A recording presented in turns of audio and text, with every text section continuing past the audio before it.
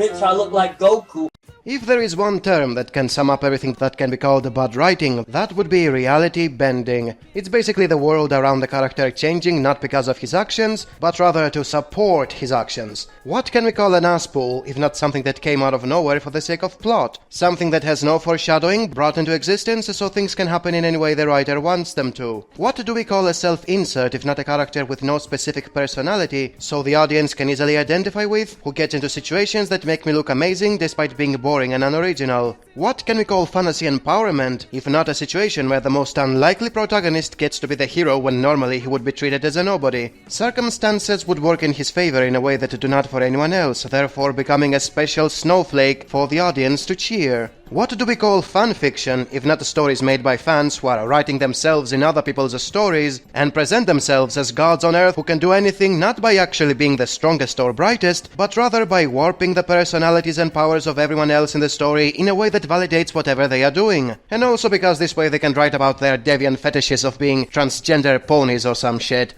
In a serious story, there is no reality warping. There is a specific set of rules anyone abides to with no exceptions, no asspools and no special treatment. Something which not many care about because fiction for most came to mean escapism. Some socio-political topics may be addressed in any such story, but they come second to hot waifus and big explosions with random powers and constant plot twists. Also self-inserting as a transgender pony. I mean, is anyone going to lose his sleep over the existential ramifications of the god hierarchy in Dragon Ball? Of course not, everyone is having dreams about the upcoming tournament arc! Even though, as I pointed out in a previous video, it has none of the appeal of tournament arcs. But who cares about that when we get more fighting right after the other tournament arc ended in My Hero Academia, even though it wasn't a tournament arc but rather a sports festival? Reality bending is a very fascinating concept, which is why anything that has to do with time resets, granting wishes, being trapped in video games, or getting transported to magical worlds is instantly becoming the center of attraction. Most don't care about the bad writing, they just want to see some damn bankais, goddammit, jerk off to beta males fucking their little sisters, get hyped for tournament arcs even though they're not really tournament arcs, and then overthink everything in a shallow attempt to make the crappy writing of the bullshit they're watching to appear better than what it is.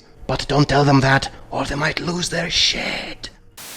Fanfiction is non-canon stories using characters and locations from series without the appropriate copyrights. Unfortunately, it is also a synonym to what happens when you let good ideas to people with no experience or talent. Your average fanfic is erotic fantasies, characters behaving out of character, and plots with absolutely no consistency or logic. And yet it can also be a retelling, an attempt to fix whatever problems the original source had, thus trying to be better than it. I will never take seriously someone who wants to show his love for a book or a series by writing bottom-tier porn flicks out of it. How do you people assume that you pay tribute to what you like by ridiculing it like that? And why is it the only thing you want more out of a book or a series is just more sex? Are you really so sex-deprived that you think this is what can do something better? If you follow my videos for a while, you know I consider fanservice to be an element that makes a series worse. It doesn't add something substantial, and it takes away its dignity and any respect you might have shown for it. On the other hand, better justification of motives, actions, and outcomes can truly improve the experience. For example, you know how Death Note becomes a shit after the time skip, right? Yagami acts like an idiot and the whole plan to expose him was convoluted. Well, guess how simple it would be to fix this. All it had to be clarified is that Nier and Mello both wanted to expose Kira, but also do it in a completely separate way. Yagami didn't know there were two different teams against him, he focused on tricking one team and did not expect the second team to hit him from behind. This became clear when Nier changed the Death Note in order to trap Yagami. Yagami found out about his plan, but didn't know there was also Mello who did his own change, which was something not even Nier knew of. There, problem fixed. Yagami is still able to outsmart any individual, yet loses because he didn't know there was a pincer attack, thus proving Nier true when he said individually neither him or Mello are better to L. It would be the best finale ever if they had fixed that stupid detail. Even something full of plot holes like Dragon Ball Z can be improved by simply making things more consistent through the very rules established in the show. For example, the reason Goku managed to defeat Frieza was because he got a power-up by seeing one of his friends dying. That felt cheap and convenient, especially since he had seen many of his friends dying in the past, and he never got a power-up. So why do such a stupid thing when you had Guru? The guy was unlocking the untapped potential of anyone he was touching, a thing which he did for many secondary characters who had zero effect in the story. So why not simply excuse the Super Saiyan power-up by having Guru unlocking Goku's potential? It would make everything so much better. By expanding the same concept in any story, you can think of, you can pay tribute to it by improving it, while at the same time becoming a better writer yourself if you ever want to make your own story. Oh, and needless to say, keep stupid fetishes out of it. Bitch, I look like Goku. There's one problem with a true, raw power fantasy. Stopping to think about what you're actually doing often reveals your character to be kind of a psychopath. これが充電器か。これどこに挿すの？星です。これね。It's more in your head, it's more cerebral. It's different, it's something that's personal. Everyone has their own relationship with Moe, and it means something slightly different to every person. I really can't take it too seriously as someone who actually understands what they're talking about. Stopping for just 1 second to ask, wait a minute, are we the baddies? Thinking about that quickly breaks the fantasy, so, understandably, it doesn't really get brought up. It's time for you to grow up and learn. Doesn't it deep down make you feel bad about yourself having to diss a kid that was 21? If we never stop to examine, how are we gonna grow? This unquestioning assumption of being in the right has kind of bled into our culture a bit, because it associates being wrong with being weak, and critical examination of what you're doing with being in some way attacked. I'm the greatest anime YouTuber. If you don't think so, fuck you. It does concern me just a little bit that we've all embraced this unspoken rule, that power fantasies are ruined by self-examination. Who are you to talk about Moe? You don't even know the first thing about it. I am a huge fan of Moe. What the fuck is Moe? I don't even really understand what Moe is. It's only by stopping to look at our situation that we have the opportunity to spot problems. I've completely lost my mind. Just keep drinking more and more, getting more and more shit-faced. Totally lost control over what's going on with my life. I'm ashamed of myself. Even with a tiny bit of self-examination, we can still feel powerful and awesome, and we can still totally enjoy our power fantasies. And avoiding that tiny bit of self-examination only does us a disservice. It denies us some of the incredible experiences that can come from just that little bit of additional meaning. Hello there, viewers! You'll know me as that anime snob, although my real name is Petros. I am a 33-year-old Greek with no job, no wife, no money, no hair, and still living with his parents who are ashamed of their son being worthless to society. I'm a geek who likes video games, board games, Chinese cartoons, and pretty much nothing that has to do with social life, further hindered by the fact I am an introvert. I'm doing nothing with my life besides surfing the net, looking for excuses to get into arguments with people half my age.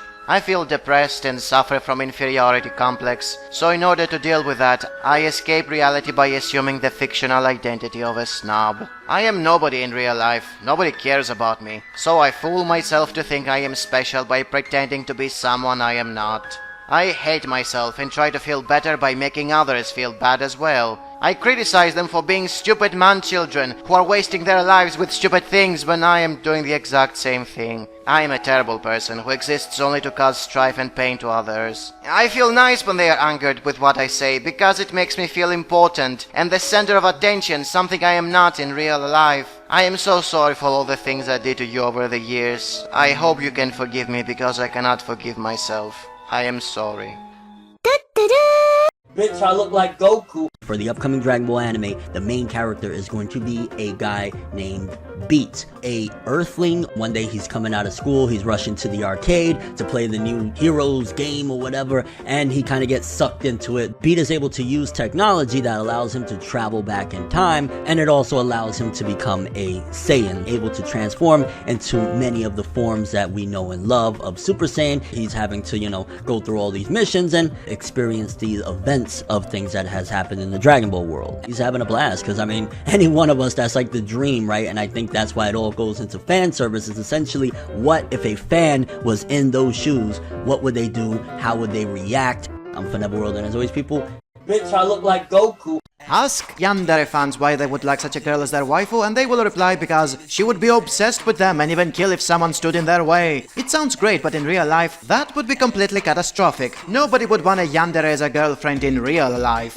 Teenagers would love to be like the superheroes they see on television because they find their powers cool. Though in reality, very few of them would want to be actual superheroes. Why go to school or be fair or obey rules when you can fly or punch a hole through titanium? What kind of a teenager can accept responsibilities without lashing out a tantrum about nobody being able to understand him? When I was a kid, I wished I had my own giant robot because I thought it would be a cool thing to have. Growing older, I realized the cost of maintenance would be enormous, and the constant anxiety of causing the death of thousands every time you make a mistake or you're too late to get to the war zone is just too much. Escapism works best when it makes you want to be part of something that would otherwise be harmful in real life. Most of the times we sympathize with a character or identify with a situation, we don't really have a counterpart for all that in reality. We have a positive emotions for something that is otherwise negative if it ever externalizes from our minds. Things like material desires, sexual fantasies or moral codes sound great on paper but never really materialize as we imagine them. They are otherwise necessary as a driving force. We need something to motivate us, otherwise we will never do something. Escapism exists as an outlet of things we never have in real life, but it's still nothing more than letting us relate with something unpragmatic. It helps us be part of something appealing, which in small doses can remove anxiety and frustration. If overused though, it can be very harmful, since it makes you lose touch with reality like a chunibyo, or makes you hate reality like a hikikomori. You are motivated into doing things that are harmful for you and your society. And sure, you can bring up arguments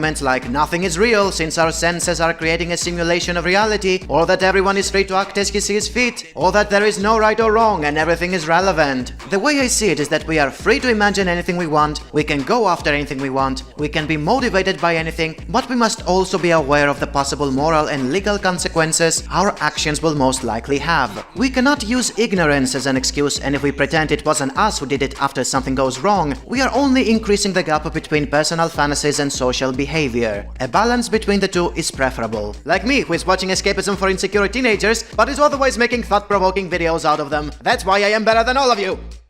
They are normal kids, and allowed to be treated as such, without every chance at an innuendo being greedily seized upon. In the face of these rather common accusations of being a lolicon, I cannot overstate how valuable and refreshing I find a main character who acts this maturely and rationally around sexuality to be. Right before all this, she nervously asks Willem for a kiss, and the next shot is this one. Two separate worlds, y'all, child and adult. And as she eventually grows bolder and continues to assert her womanhood, Willem see that maturity and fall for her. We get a marriage proposal, and it's a joy to watch, because these characters, who I can believe, are in some way representative of actual humans. You can't call me a pretentious overthinker on this one, snob. Think I'm reaching just in order to justify this inclusion of fan service? Yes!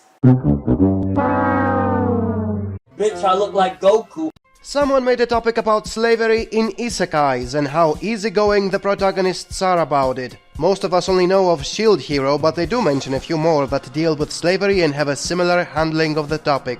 Most of the comments were very honest about why, so I'm going to show you some since I found them to be very educational. Keep in mind how the topic of the video is not limited to slavery, but in theme exploration of any kind. Let's start with a very common trope most stories are using. The easiest way for a story to challenge our beliefs is by showing us what happens if we take something we consider normal and replace it with something we don't consider normal. For making it clear what counts as normal, they have a guy we can easily understand as the main character. So when he is thrown in a situation that is out of the ordinary for him, we have a point of reference. And this is your first clue for if a story is about theme exploration or self-indulgence. Theme exploration often uses an average Joe, someone who is the everyday man placed next to something unnatural. Self-indulgence uses a self-insert character as a protagonist, someone who is nothing specific and therefore easy for everyone to identify with. The average Joe has a personality, a very generic one, like let's say a Christian democratic capitalist. A self-insert has no personality. He can have generic traits such as being an otaku or a gamer, but these don't clarify what his political views or his moral beliefs are like. This is why the average Joe has a stance and an opinion about everything he encounters and doesn't consider normal. A self-insert has no opinion. He is passive and uncaring. He may react to a situation, but it's not done based on his prior beliefs, because he has no prior beliefs. He responds to everything in the most neutral way imaginable, and the plot makes it seem like it's the best possible choice, only because the bad guys who are opposing him are the worst of the worst. Therefore he comes off as better, because the alternative sucks. Your second clue has to do with why a theme is there for. If it's there to show what it means to be living in a society that has a specific characteristic, then you show how people are affected by it, and you can begin having some sort of theme exploration going on. If, on the other hand, a specific characteristic is there just to give your main character more power, and more specifically, more power to him than anyone else in the entire world, then you got yourself an empowerment fantasy. Because something is there just to empower the protagonist. And since you are the protagonist when he is a self-insert, what else can it be? Your third clue has to do with that specific characteristic sticking around even when it's not needed anymore. Many times people are forced to do nasty things out of necessity. When the necessity is gone, they don't have to do the nasty thing anymore. For example, showing how people gradually leave behind slavery because it's not worth it anymore is theme exploration. Showing people keeping slaves even after they don't need slaves anymore is plain self-indulgence. Just there because you like people calling you master. And the fourth clue is a simple case of thoughts versus feelings. Theme exploration is not based on how much you love or hate something, it's based on pondering about it and how it can change one's life. And this includes the deception of appeal. Many will say they don't care to think about something if they don't first have the feels for that something. It's true that usually people begin to be interested in something based on its appeal, but when they decide to be analytical about it, they must leave behind their fondness of it, because they cannot think straight if they are driven by their emotions. This is why you cannot say it blew your mind, because it gave you the feels. Symbolism, biblical themes, imaginary diseases. I want to cry, man, when I see some of these panels. Just some of the meaning behind it, just so symbolic, and it just hits you. Did you get them feels? Oh god, dude, I get so fucking emotional reading this shit, man! Did you feel what I felt? You're making me feel! Bitch, I look like Goku. Another day, another stupid Reddit post. This guy is the latest victim of pods. Real life can't compete with fiction. You don't train to be a hero, you don't fight for something, you don't have cool classmates, and the girls are not that hot. Yeah, it would be so nice if we could all escape reality and go live in such a wonderful place such as My Hero Academia. Or at least we will think we want that until we realize we are pointing out only the positive stuff. The setting is bullshit, you don't train to be a hero, since that concept has lost its meaning. You're not fighting to help people, but rather because that's what's paying the bills. It's not a noble trait, it's a job. And it's so nice to have cool classmates, such as sexual deviants and sociopath bullies, doing horrible things all the time and never getting expelled. It's as if that's what makes them cool. The ability to be complete jerks and always getting away with it. Ain't escapism wonderful? And the girls are so hot. If for some reason you're getting horny from frogs and alien-looking mutants, now that's what I call beauty in escapism. Even freaks are beautiful. And of course, he didn't mention any of the other nasty things that are going on in it, such as the villains who are constantly kidnapping people and turn them into mindless killing machines. Would you like to live in a world where at any moment you could be turned into a Nomu? But what can you do? Such is the type of people the show is attracting. Queers who are into gay food fetish, as well as yandere fans. One of them even cosplays as Toga and stabs actual people. Do you know what a huge portion of the fandom had to say about it? They would love to have her as a waifu so she can stab them as well. That's what you get when you wish your life to be like My Hero Academia. It doesn't look so nice when you can no longer get away with it, does it now? It had some of the best writing I'd ever seen. This series breaks the genre's mold. Bitch, I look like Goku. Here is another example of people seeing what they want to see when it comes to Power Fantasies. I posted my overview of a sentence of a bookworm on Reddit. Some said I went in with wrong expectations since it was always a Power Fantasy, and me saying it wasn't means that I am wrong, despite that being the very thing everybody was hyping it for. And then comes a guy who says it was never a Power Fantasy and goes in length in order to prove me wrong. Thus we have a weird case where both arguments are against me and in agreement with each other despite having polar opposite claims, which doesn't make any sense. Neither do these replies from a different thread that was discussing whether Re:Zero is a power fantasy or not. It clearly is, but these comments imply that it isn't, and that leads to people being against someone who criticizes a show even when they have a polar opposite claims. Not because they disagree with what he says, but rather because he's negative. And how exactly are they doing that? Why, with mental gymnastics, obviously, which make it seem like up is down, white is black, and day is night. Here is how they do it. Something is not a power fantasy if you don't want to self-insert as the main character, and since Subaru suffers so much, it only means it is not a power fantasy. Right, and Darth Vader is not a power fantasy because nobody wants to go through all the crap he did as Anakin, despite the fact that they love the idea of being a Sith Lord who flies around with a cool armor and chokes people with the Force. You don't have to self-insert into a character as the only means to have a power fantasy. Just focusing on a few aspects of the show that do not have negative consequences are enough for calling something a power fantasy. A character suffering and having cool powers with no backlash are two different things. You can sympathize with one and identify with the other without magically removing the power fantasy from the equation. Because people love the idea of going back in time as many times as they want for correcting their mistakes, forming a huge harem, and without ever getting punished for anything they do with his power. Down to it, nobody wants to be Goku or Naruto or Deku, because nobody wants to suffer as much as they did, or to train as long as they did, or to be acting as idiotically as they did. They want to have their powers, for blowing up shit and taking away all negative consequences. And that is why you don't have to identify with someone, so you can have a power fantasy. And why those who use polar opposite claims for disagreeing with negativity, not the truth, negativity, are full of shit. Bitch, I look like Goku. Around 4 years ago, I made a video called We Have Accepted Mediocrity. Have we accepted mediocrity? Yes, we accepted it from the beginning. Mediocrity was always fine. No one is looking for greatness. They're looking for themselves. DC is making everybody gay.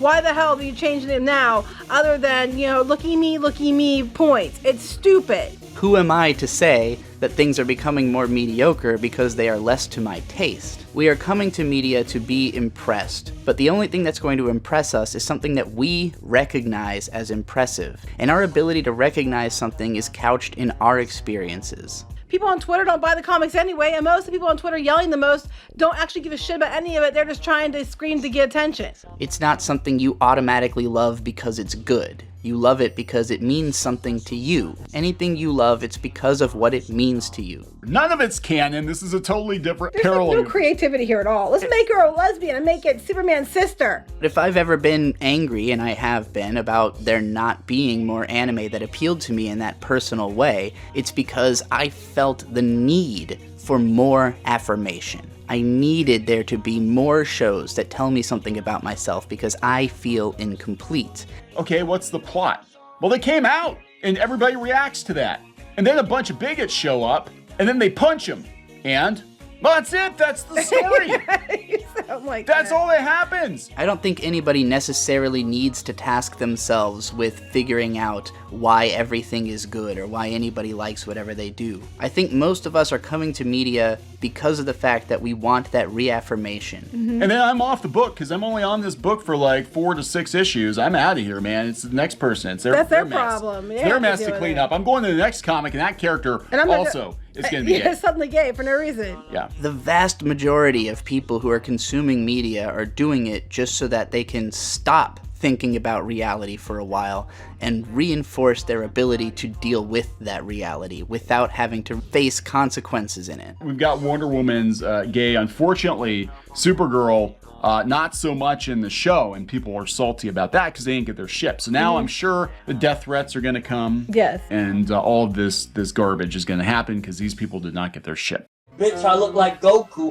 Although this topic was inspired by something regarding the popularity of My Hero Academia, it's also an issue with any series that claims to be relatable because it takes place in everyday places like a school or a contemporary society. As the very creator of the manga has confirmed, the popularity of the manga was dropping significantly in Japan every time he was focusing on the villains instead of the heroes. And the reason for that is because many villains represented the social problems of today, which the Japanese audience didn't want to be reminded of. They just wanted My Hero Academia to be about the good guys doing good things, and the bad guys being nothing more than one-dimensional evil rapists who deserve to be defeated because they are bad guys. There is nothing to explore in such a type of a storytelling, and they never wanted it to be explored because to them My Hero Academia was yet another escapism manga. They were calling it relatable only because it takes place in Japan and has a high school, not because it deals with actual social issues of Japan or high schools. For them, Deku didn't exist for showing how he matures from a crybaby to a hero. It was about crying for not having superpowers until you get the greatest superpowers without any effort. And the villains weren't there for exposing real social issues Japan is facing, but for being bad guys who deserve to be defeated because they are bad guys. So whenever Horikoshi was trying to flesh out a villain by showing how he was created through social issues, the Japanese audience hated it and the popularity was dropping. That's right, all that edge-lowered stuff about Stein and Shigaraki that everyone loved in the West were the main reason My Hero Academia fell from grace. Because it was never seen as a manga people are reading for exploring real-world issues. It was always about showing cool Japan and super awesome high schools, where losers get all the powers without any effort. The same thing applies to most shows that are marketing themselves as relatable for having average people with average lives. Who is going to watch such a show? That's boring. The characters and the conflicts have to be interesting, so automatically they can't be average. They have to be extreme. And sexy too, so they can attract the sexually deprived runneries and make even more money. It's why the girls are always sexualized despite being underage. And there are pervert characters like Mineta who are never kicked out of school. The whole "it's relatable because it takes place on our world" is superficial at best, since the main appeal is always an ideal version of reality, where the heroes are amazing and the villains are scum of the earth. And that's the pretense with any power fantasy that claims to be relatable by taking place in our reality.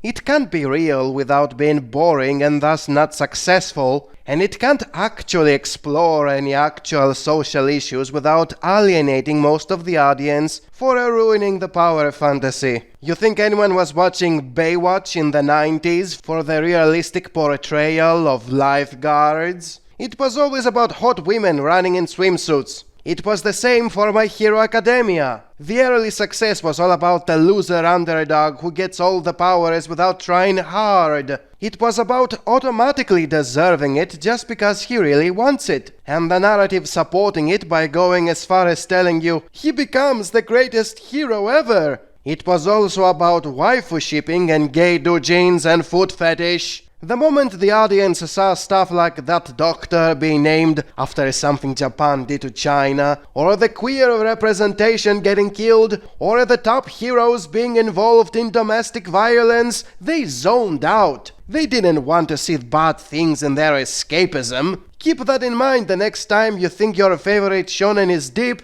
and has lots of theme exploration, while being relatable at the same time.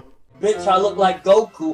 The era of gay girls in anime continue, and they're not even trying to hide it anymore. This can't be a real thing in Japan. Is this a real thing in Japan? If so, I am disgusted, mortified. If someone could just leave me the name and address of such a place if it exists, just so I could personally tell them how disgusted I am at the idea, that would be fantastic. Dysfunctional degenerate. Chubby kid gets bullied and beaten up, finds a door to another world, gets ripped overnight, starts high school the next day, suddenly becomes the popular kid. The bullies don't believe it. A hot rich girl suddenly shows up and asks him to enroll in some prestigious school, goes on some dates, becomes a model, some princess proposes to him, and as the cherry on top, he gets to rub it in his bullies' faces. Even by isekai standards, this is such a shameless power fantasy that it makes all that happen look like a trusted news source. Good thing I'm above this kind of thing. Dysfunctional degenerates. Honey, new neckbeard waifu has arrived. Introducing Hot Onesan Gamer Girl. She doesn't go outside. She hates interacting with people. She's a gamer. Not because she doesn't have a shower, but because she chooses to smell like she doesn't have any. She just like me for real. Dysfunctional degenerates. Leave it to Japan to be able to make a romantic comedy between the popular girl and the quiet kid in class who literally fantasizes about murdering his classmates, including said popular girl in class. It's beautiful. Dysfunctional degenerates. This is Gurren Lagann with weebs. That's right, I'm a weeb. Not because I don't have bitches, but because I choose to have many. Imaginary ones. Dysfunctional degenerates. Another bare bones generic idol show. And you know what? Do we really need another idol anime? Woo! Yeah! Idols, baby! Let's go! Dysfunctional degenerates. Bitch, I look like Goku. Anime are full of sick power fantasies. Many characters in them are psychotic, are slave owners, only care about revenge or murder, and in general promote messages that are very immoral. A lot of anime fans love such characters despite being horrible people, and when you ask them why they adore such twisted power fantasies, one of the most typical defenses they use is pointing out the potential possibility of these characters maturing later on into good people. Meaning they are watching psychotic slave owners who only care about revenge or murder for their redemption story. The potential possibility. They might be evil now, but down the line they might become good, and we are watching their development, and thus they are amazing characters thanks to how much they change.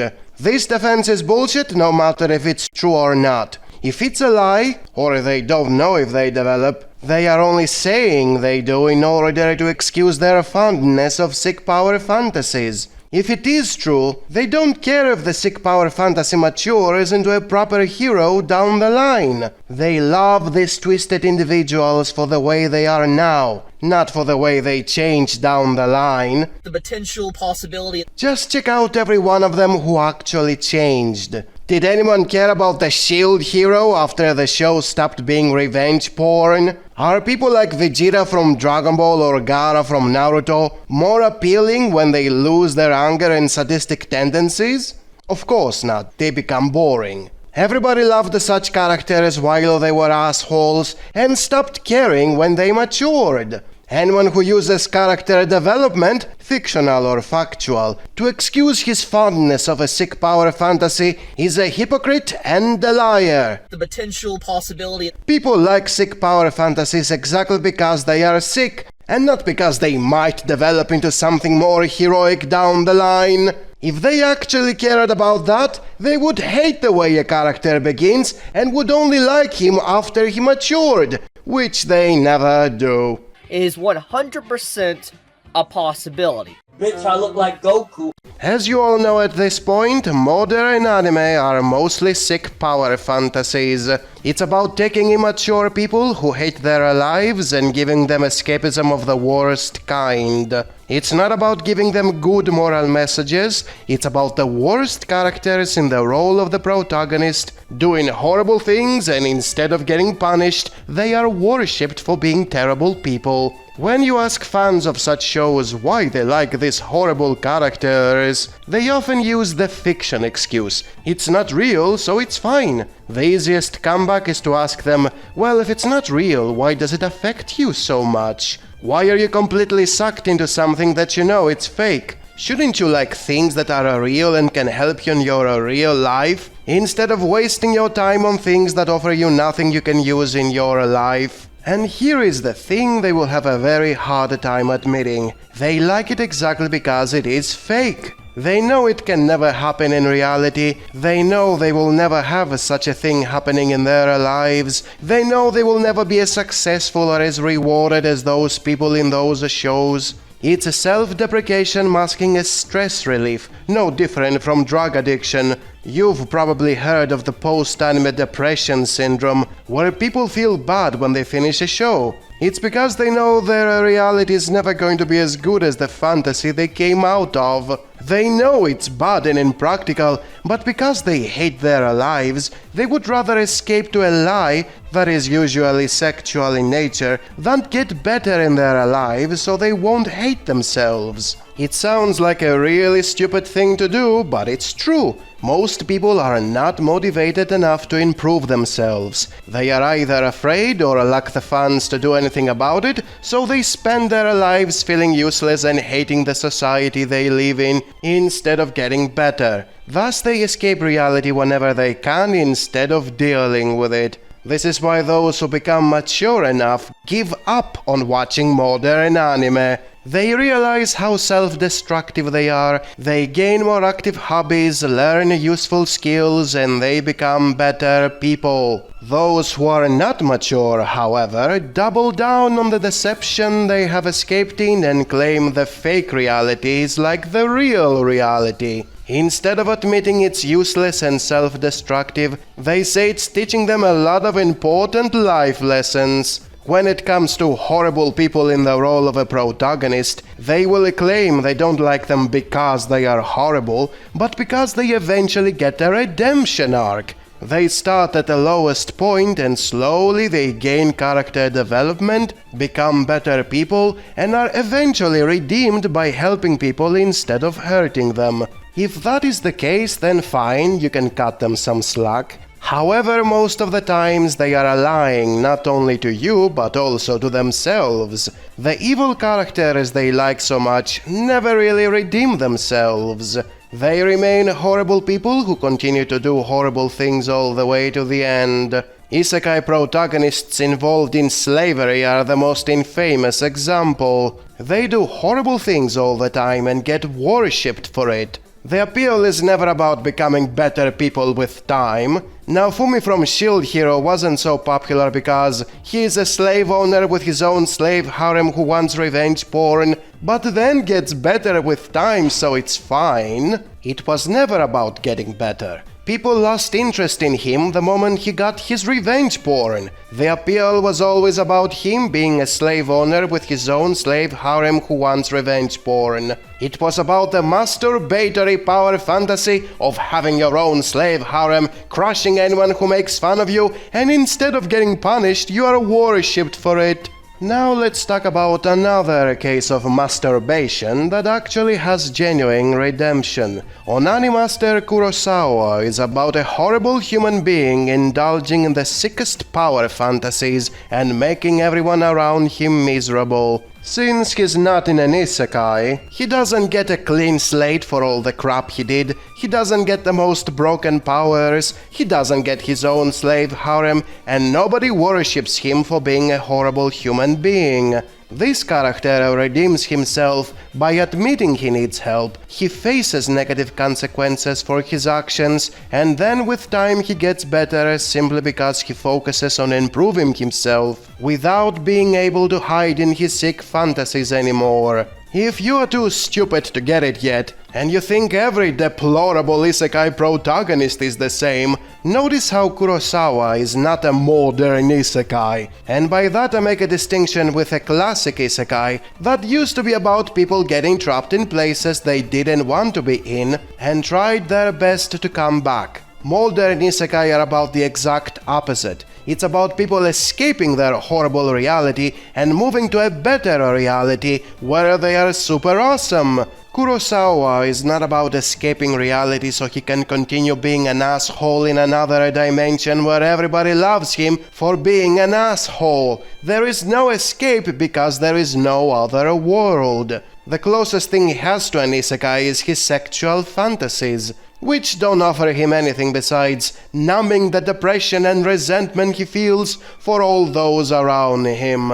Thus, there is no clean slate excuse going on here. He can't reset his life and start fresh in a new environment where he is magically amazing at everything. He only has one reality, and he has to face it or be a creep and a loser his whole life. This is what makes it anti-escapism. The fact that the thing you try to escape to is actually worse than the thing you are escaping from. And you don't want to admit it because you are afraid or you are an immature asshole. Kurosawa may be about masturbation, but it's teaching you actual life lessons.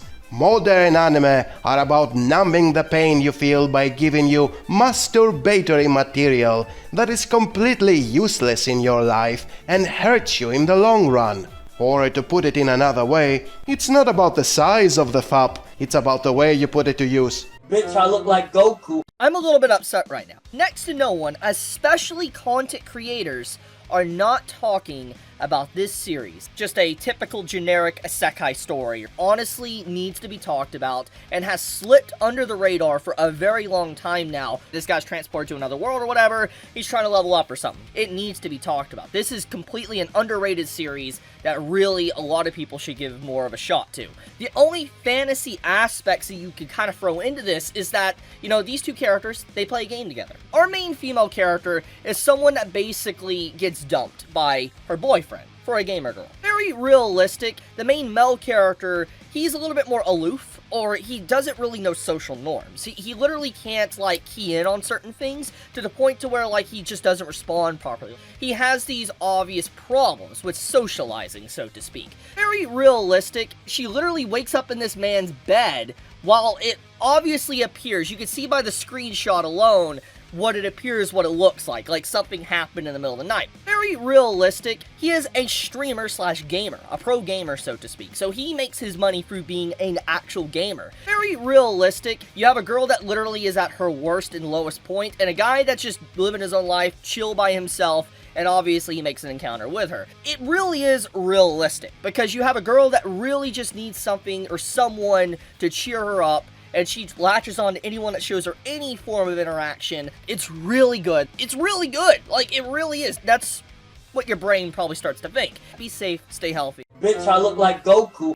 Erased was brought up once again in a topic, and a very typical issue was brought up, which is everyone losing their minds over the lolly bait of the show, not waiting 2 decades for the protagonist to wake up from his coma so she could marry him. If you remember that time, the internet was filled with anime air-quote fans crying about the lolly going netorare on the MC. How dare she not wait 2 decades to marry him? How dare she marry somebody else? The comments on this topic all pretty much admit it's the result of the simp mentality most anime air-quote fans have when it comes to relationships. Since they never interact with real women and they only play porn games, they are under the impression if a man helps a woman, then the woman is obligated to spread her legs for him, or to at least never care about another man and forever be part of his support harem, loving him unconditionally. Thus, the lolly growing up and moving on with her life is a betrayal.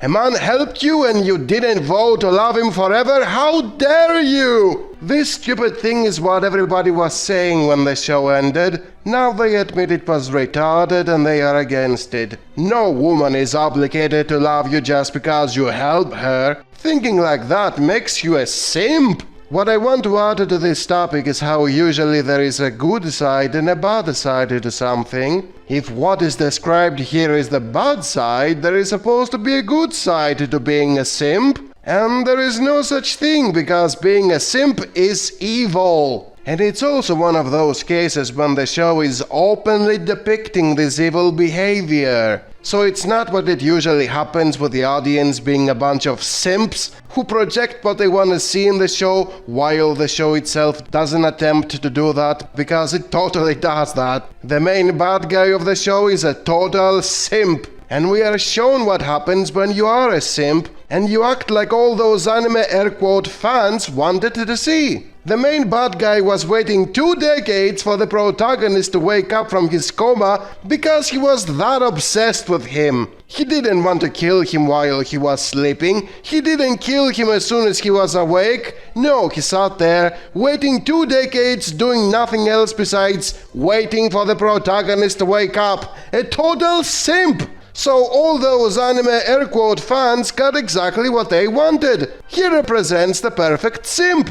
And he was a complete loser. So as you see, there is no such thing as a good simp. And the show goes as far as showing it, but the fans didn't realize it because they were busy simping for an 8-year-old to be eternally in love with an adult man. Such is the state of modern anime air-quote fans. Bitch, I look like Goku.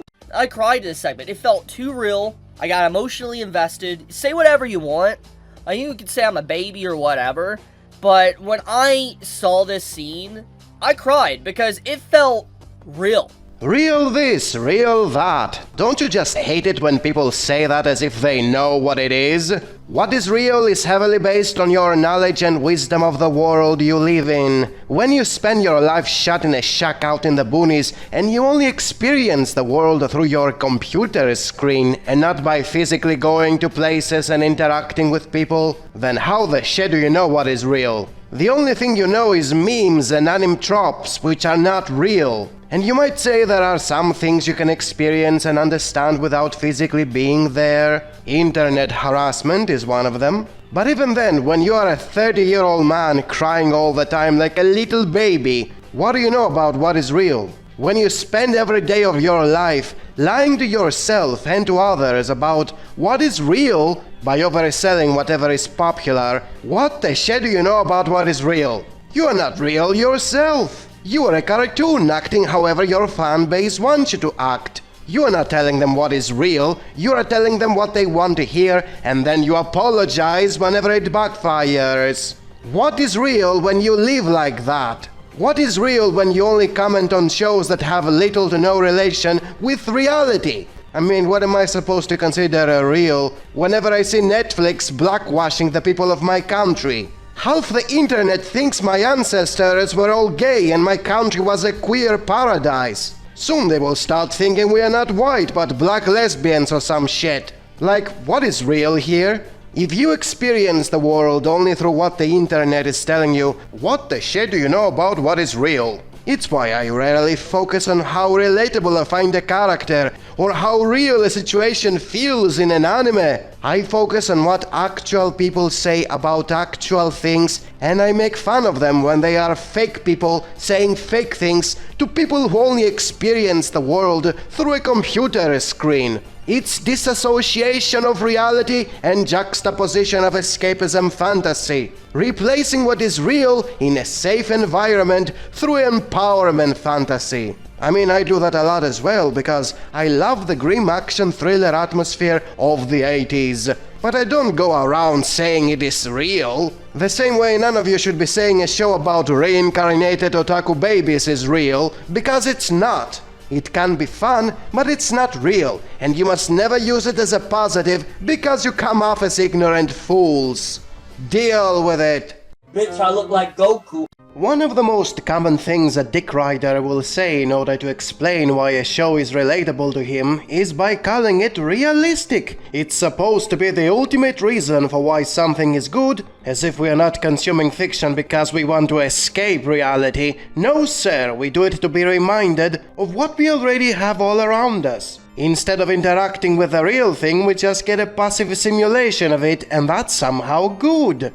When it's not, the prime function of fiction is detachment from reality. Plus, reality is full of shit, why would you want it in your fantasy as well? There are so many examples of fiction mentioning real events and backfiring spectacularly. Naming someone after a concentration camp in My Hero Academia, mimicking the events of a pop idol getting harassed and committing suicide in Oshinoko, mentioning relief women in a Miyazaki film. Nobody likes to be reminded of reality, and no, not everything about reality is bad, but all these idiots don't make a distinction, they're just yapping about references and allusions to real-life situations. They don't care about execution, they don't care about if those themes even fit in the story, they're just pleased they are there and they make the show relatable. On top of that, they usually mention the most superficial elements imaginable that exist in real life in some shape or form, and keep yapping as if it's the most realistic show imaginable. Attack on Titan is real because it has fascists and Jews in it. It also has time travel, mind control, amnesia, people turning to giants, and a plot that doesn't make any sense, but hey, it's real, I guess. Oh my god, Horikoshi is using so many real-life issues in his stories about superheroes.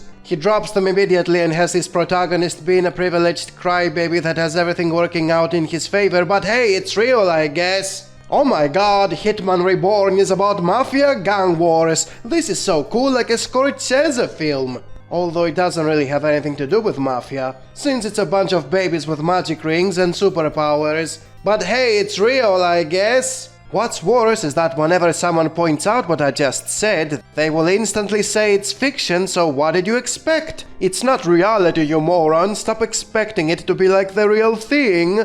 They immediately try to make you look stupid when all you did was pointing out they were saying it's realistic when it's not. They have trained themselves to lie so much, they don't even realize they are mocking themselves by projecting their stupidity onto anyone who is trying to help them. It's evident when you mention something in a show they don't like, but when you point out the exact same thing happening in a show they like, they will instantly say it's fiction and you are stupid. What is bad in one show because it's realistic is amazing in another show because it's fictional. Did I mention how much they love the realism in that fictional story? And that's why reality is crazier than fiction.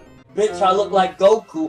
Many of the most popular characters in anime have very messed up moral values, yet several thousands of people are openly in support of them and even claim their actions are justified. The reasons are mostly petty stuff, ranging from he's the main character so he's right, to the bad guys being so one-dimensionally evil, they make those characters to come off as good by comparison. There is though a far more sinister reason, which is thinking that morality is defined by the individual. As someone who was a dungeon master for many years, I had players who were all role-playing chaotic good heroes, which in their mind meant good is whatever I think at the moment. It gave me insight to how many young people think the same, and that expands to the heroes they like. Those characters do some really messed up things, but it always comes off as good in their minds because they do it to help certain people, usually their friends and family. That means, as long as my faction benefits from my actions, then whatever I am doing is good. This is a horrible way to think goodness is all about, since the worst dictators in history use the same logic to kill millions. Whenever you do something that benefits you or those around you, it's beneficial to you, and it's not good in general. For something to be good, you must not ruin the lives of people just so you can benefit from it. Similarly, you're not the one who defines what counts as good based on how much you profit from it. The same way you don't define what gender or species you are, depending on how you feel when you wake up every morning. What is moral and good and appropriate doesn't begin and end with your emotions or the size of your pocket, and you are not the one who gets to decide, much less define, what is what. Which is why, regardless of how much you like a character, whatever he is doing is not automatically moral. You can't defend him by saying he did nothing wrong or his actions were justified just because you like him. You can like a villain for being cool and whatever substitutes as guilty pleasure, but that doesn't justify the evil things he is doing or the pleasure not being guilty. If you promote crime and degeneracy, you bring about your own disaster, since you get pleasure out of everything that is self-destructive, aka guilty pleasure. And yes, the number one thing you can bring up is that it's your life and you are free to do as you like with it, or that nobody can force you to accept his view of what constitutes as good and moral. But when facts speak for themselves and the results of what you are doing are not helping you out, and are instead damaging whatever you are promoting, then denying the truth is only going to harm you and those around you. Because let's face it, if you walk in the street with a Dakimakura, or you proudly pronounce Rudy from Mushoku Tensei being your favorite hero, or you keep saying your mentor was someone like Digibro, no one is going to take you seriously. You are destroying your career, you are driving people away, you are hurting your income, and worst of them all, you are destroying your credibility. And sure, many times you are fooled to think being evil and self-destructive gives you fame and money. It's why a lot of boys who grow up in American ghettos want to be gangsters. Look at all the money and bitches and respect others get from that. They also die very young by drug overdose or during a turf war. And they leave behind single mothers and crackheads, but for some reason that doesn't count. It's also why so many girls think they can be at the top of the world, If they become ethos and spread their legs on OnlyFans just so simps can give them money. Although nobody actually respects them for that, it's not something they are proudly talking about with others, and let's face it, nobody will care about them once they start to get old. And that is why morality is not a piece of paper that you can interpret however the fuck you want to. That's what Digibro was saying, and who would wanna end up like Digibro? Nobody. When you defend degenerate anime like the Shield Hero and Mushoku Tensei, when these are the heroic archetypes you are supporting, you are on your way to becoming Digibro. You know, that once very famous YouTuber who was making so much money and was getting high all the time and was living however he liked until he became a broke queer. So much for worshipping degenerate heroes. It's almost like you should aspire to be better by having better heroes and a respectable job, doesn't it? Bitch, I look like Goku. So I saw this meme yesterday, which is basically the Troons identifying with cute cross-dressers in anime, but not with ugly men pretending to be women. This can easily expand to any form of so-called representation in fiction, and comes down to everyone identifying with an idealized form of something, and not with what that something actually is. So essentially it's not actually representing them, since it's not what they actually are, it's what they think they are, or what they wish they were. It's essentially pondering, escapism, power fantasy and all the usual terms, which get renamed to representation and then get labeled as relatable since it's what the individuals want to be seen as. The beta loser with a harem, the neat otaku who is awesome in isekai, the high school student who has an ideal school life surrounded by cute girls, and so on and so on. This is why you can never say you see yourself in these shows, therefore they are realistic. They are not. You just wish they were, and then you have a hard time admitting it. It's why so many get pissed when I show them facts. You see that with the amount of dislikes I got in my recent video about the ReZero reviews. It was not my opinion, it was their opinion. What they were saying about the show they like. I shouldn't receive any dislikes for that, since it was all facts and objectivity. Their reaction was to hate the very thing they said and to dislike my video for pointing it out. Because they never want to be actually represented. They want to be pampered by telling each other they are watching absolute cinema, how their show is better than any other show, and how the fans of all the other shows hate you because they are jealous of your superior taste. And thus nothing these fanboys say can be trusted. It's all lies and fabrications to elevate themselves above what they actually are, and then call it representation or a relatable when it's neither. And that is why you should never be a fanboy of anything. Bitch, I look like Goku. Chibi keeps tasting his own medicine. Once Twitter became X, the regulations became stricter, and now he can't say what he used to say that easily. Once he got a lot of people pissed off, they mass flagged all his posts, and his account got terminated for material that used to be safe in previous years. That is the same thing he did to my first channel. He cried on screen and acted like he didn't do anything wrong. Why was he being attacked? Then his goons mass flagged all my videos and my channel got taken down for material that used to be safe in previous years. What was his reaction to basically becoming me, just like eventually all of you will? Did he admit he was wrong? Did he apologize for destroying an 11,000 subscriber channel? No, he cried on screen and acted like he didn't do anything wrong, as he always does. It's all about being shameless. You constantly hear him say anime must not be censored, they should be shameless.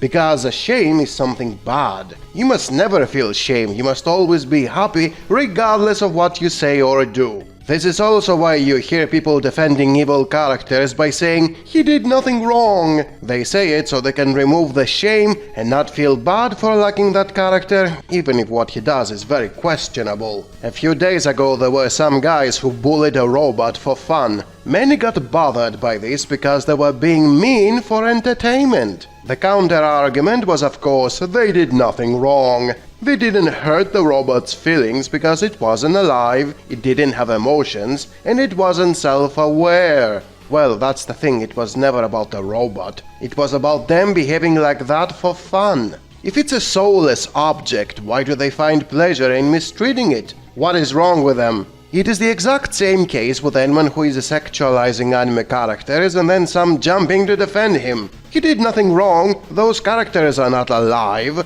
they don't have emotions or can react to it, so it's fine. No, it's not fine. These people find pleasure in torture and mistreatment because they feel no shame. When you don't feel shame, you become unhinged, and this automatically makes people think you are eventually going to do the same thing to small animals and eventually to people, as long as you can get away with it. A lot of people would do despicable things for entertainment for as long as nobody calls them out. Logan Paul and his infamous visit to the suicide forest is proof of that. He thought it was funny and nobody got hurt because the victim was a corpse. What will he do, start crying? If he wasn't mucked to death, he would have done even worse things because he felt no shame.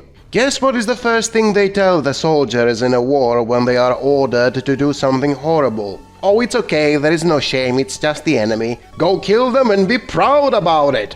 And that's what the Turks were doing to the Greeks for many centuries. They felt no shame because nobody was telling them what they are doing is bad. And when it eventually became bad because the term genocide was established, they refused to accept it ever happened because they are shameless. And it doesn't matter if the victims were defenseless women or robots or animated minors, they felt no shame. They found pleasure in what they were doing, and when they were finally called out, they played the victim card. Oh, we did nothing wrong! Whenever I use ChatGPT, I always type, please tell me this, and I end it with, thank you. Not because I want to make a soulless machine to be happy, but because it's programmed to thank me back. It makes me feel good when I hear kind words, even if they are programmed. I don't find pleasure when I mistreat the AI and it asks me why I'm being mean, because unlike those people out there who do horrible things for fun, I feel shame when I do something bad. It is never about you not doing anything wrong,